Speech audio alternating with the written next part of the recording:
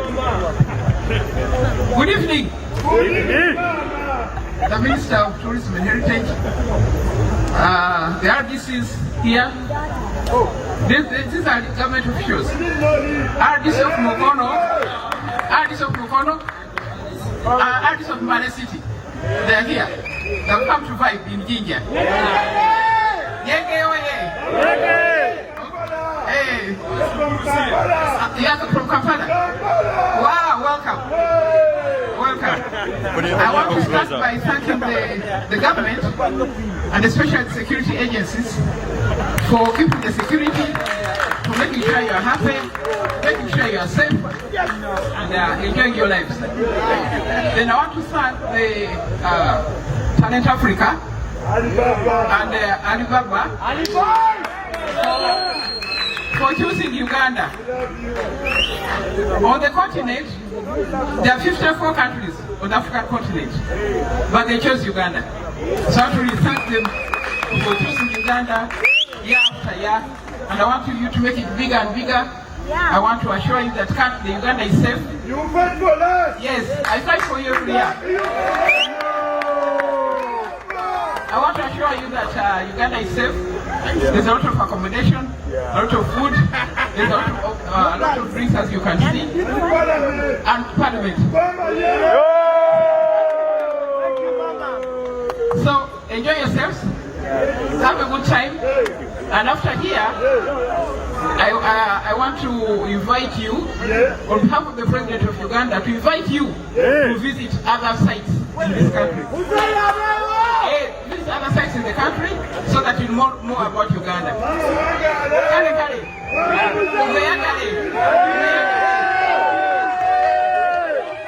Oyo ye Honorable Rebecca Kadaga yaliko Speaker wa Parliament ebisanja ddala yaliko kusooka yasiko Deputy Speaker of Parliament ebisanja bibiri biramba nava ku bwa Deputy neyeetwalira obwa Speaker ebisanja bibiri biramba era nga gwolaba oyo munamateeka omutendeke era nga essaawa ya kakati ye Woman Member of Parliament Kamuli District. Naye munnange embeera ye abantu bajoogerako nga batya obulamu bwe bulinga obuli mu matigga. Kyonna ekyatuukawo Mukama yamanyi kubanga essente zo weeziri, naye tumusabire nnyo nnyini ddala katumusabire Mukama amukwateko asobole okubanga oba oliawo atereera. Speech eyo gy'olaba nno yabadde ng'aggulawo nyegenyege ekigambo ekyo kyansumbuwanga nnyo nga sikitegeera, naye omulufuutifuuti ye saakasi so gye yabadde aggulawo mu butongole. Olaba yadde agamba abantu mbu enjoy weebityo. Naye nga tuvuddeko eyo abazannyi ba Uganda Cranes oluvannyuma lw'okuzinga omupiira ogwa South Africa wali ku kisaawe kyaffe Namboole, bannange Khalid Aucho avuddeyo ne yeetondera Abannayuganda. Likava ebadde nnungi, abasambi bali bulungi, embeera simbi lwakuba era twafunyemuko buzibu olw'okuluzinga omupiira gw'ejjo. Twabadde tusuubira okuwangula tuteekewo ne performance ennungi. Performance teyabadde nnungi nnyo naye tusuubira nti gye tugenda e Congo tujja kujjayo obubonero era ne performance ennungi. Tuwa abawagizi baffe ekifaananyi ekirungi kuba ejjo tekyabadde kirungi weewaawo, naye ekirungi twakwalifayinze naye tekituggyako nti tetulina kusamba bulungi mupiira kuba abawagizi baffe ekifaananyi kisituufu. Abasambi ndowooza emitima n'emitwe gyazuukusibwa oluvannyuma lw'okugwamu ekikangaba kuba ekyo kikangaba kibadde tekibanga okutukuba golo 2 ewaka, so kyazuukusizza buli omu nti tubadde tuliisa bijanjalo mpiso, tulina okuwakinga a lot hard okulaba nga tufuna results ne tusawo performance ennungi. Abawagizi baffe tubasaba mwenna temuggwamu maanyi, tujja bitereeza, tujja tusaawo performance ennungi, musigale nga mutuwagira. Tubaagala nnyo era tujja kubanga tulwana okulaba nga Uganda Cranes edda ku top nga bwe baddenga. So oluvannyuma lw'omupiira ogwo abantu bangi bayogera ebigambo ne babavuma ne bagamba kochi kyono ayita abazanyi abakomadde okuteeba biki. Jjukira abantu bagenda mupiira guno nga basanyufu nga baagala Uganda yadde twakolifayinzi oba yadde twakolifayinga basobole okukuba South Africa tugende bulungi tuqualifyinge bulungi naye bagambye nti batusonyiwe nti nabo bafunyemu ekikangabwa era ne babasuubiza nti bajja kubanga bakijjayo ku mupiira oguddako era babasuubiziza buwanguzi naye temwerabira nti tetukubangako South Africa abazze mu following emipiira gyaffe wano eno twakolako draws 2 tetukubangako South Africa bazze batukuba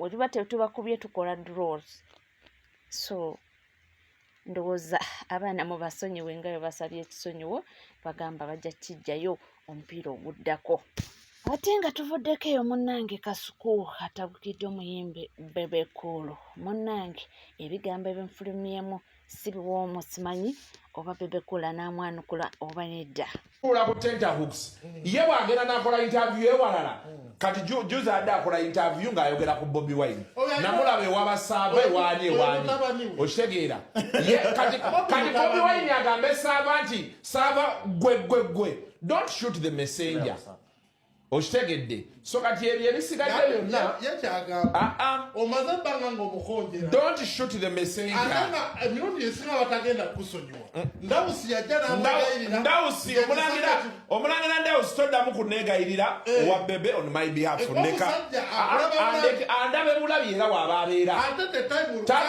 when the time comes I'll face it tabonaabona nange when the time comes bebanga waliwo abantwala ng'alaba ekyokubeegattako kye kinaasinga obukulu abeegatteko ebyo nno mbu byavudde ku interview Kasuku gye yakola ne Bajo Events nga mukyazizaawo ku Kasuku Live Bajo n'awa Bebe Cool ebibye ndowooza interview eyo mwagiraba nga mwogerako nti yagwa Makiwa entry Makerere nti era yandibadde minisita naye lwakuba nti ebitabo byagaana ebintu ng'ebyo naye mu bintu byonna nga bigenda mu maaso ekintu ekisinze okunsanyusa kye kino maana agenze n'agamba nti kati mbojja kulaba bafuutu soja mbuffe tubuukira nnyo buli kimu mbu Kasuku wayogera ku Bebe oba n'avuma Bebe oba n'avuma Eddie Kenzo awombo abeera mulungi mbu ne tumusharinga mbuffe bafuutu soldiers ne tumusharinga buli wamu awombo n'abeera mulungi ne tumuwaana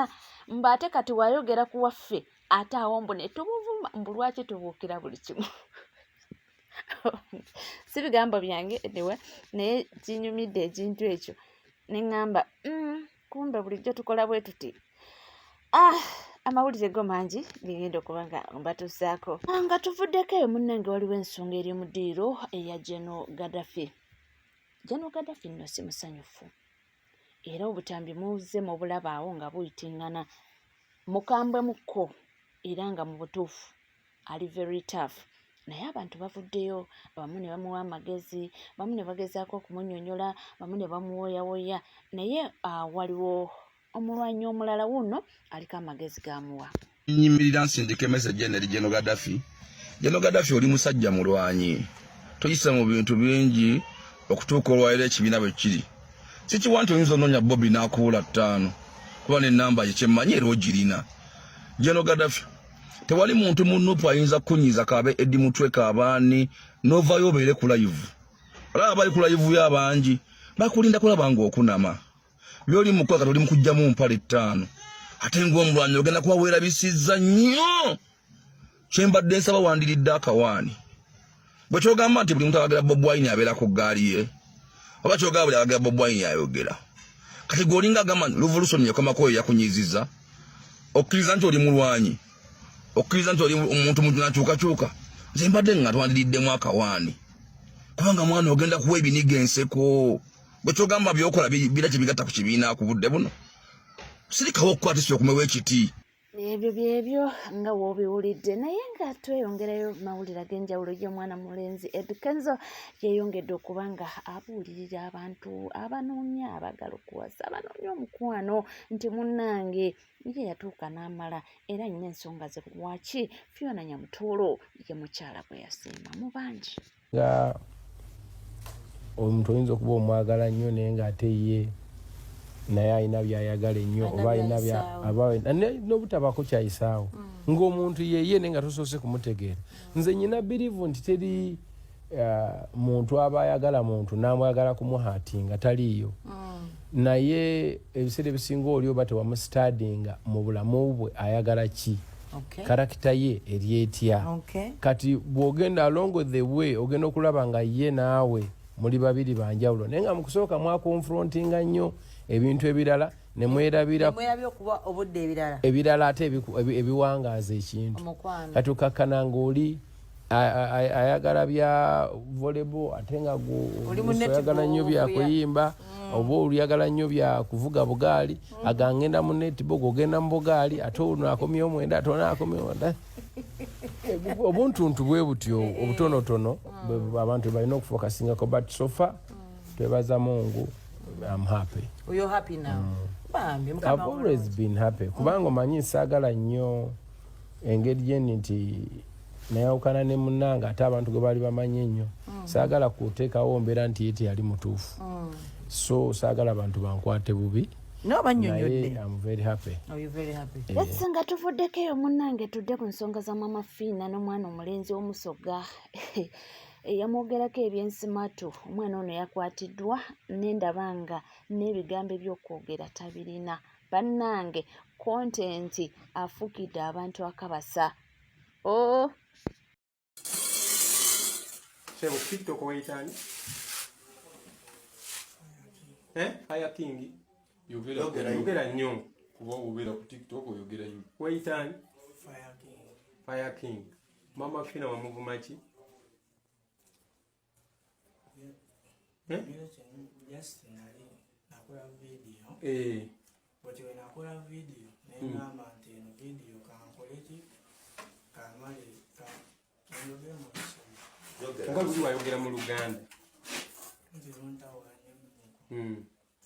Nakola video, when nakola video nakoba nti kangezeeko oba njite yokoleje mbona obeera ofune likes. Bwetinenze tinategeera ate tinagyetegereza nnyo ate tinategeera nti oba eyinza kokumawulira eyo video denkola aye ng'ekoma mu bantu 2 okubona nga ndidi nti oba eyinza okoma mu bantu 10 wabiri ale ne TikTok yeene eidi okola ki oditoolayo kulwokuba naagikola olamala okola video eyo nasooka nalikoba nti ngetegeeza kyera koji ku following sakwani ngeyuga eyikoba Mama Fiina ngekoba ki nakoba nti njirina yogera ekituufu yogera nakoba nti ntinja tumbako ndina mutumbako wamutumbako.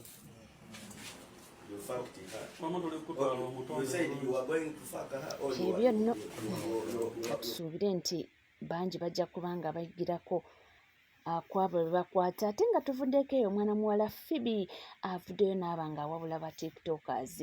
Kino kiddiridde oluvannyuma lwa mwana muwala ffenna gwe tumanyi nga Shifra Owozambe okubanga embeera yamukyukkako, embeera yamusobako, kwegamba ebintu ne byemwekyusiza bwe twogera nga agamba n'ekyokulya awama ate kyewawama nte ennyumba yamufuukira akabasa.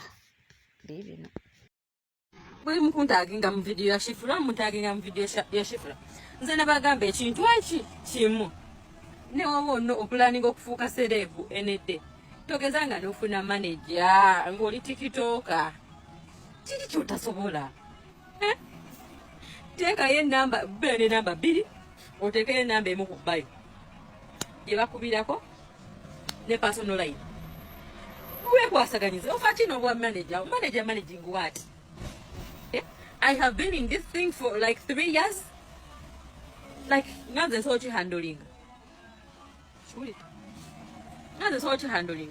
People call me, I pick up, we talk, WhatsApp. No, you're not reachable. Can't you find some celebrities here? TikTokers.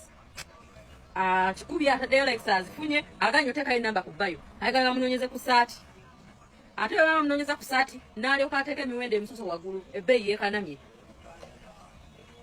n'omutunuulira nga likes ze zaamusala amagenda n'amadda nga lwawo nofuna akalango kati kigasa kyokufuna akalango kamu mu mwaka mu kabeeyi kiwulidde ekyo mba kimasa utolina kyoli manager ofuna waaki toli muyimbi bannange muwetaaga promota oyagala bakuteekamu sente okole vidiyo bakubira ku simu nti owaaye tula mu kano ka challenge ekyetaano kikyo ekyekumi ekyabiri basi nakati bwera oyagala wabeewo akumanaging era omusasule lwaki ogaba n'ensimbiyo mwe temumanyi oli musiru nabibagamba tobeetaaga manager weemanaginge weteekeko limiti si buli wamuntu osaatuukirayo abantu bawano gwe amaada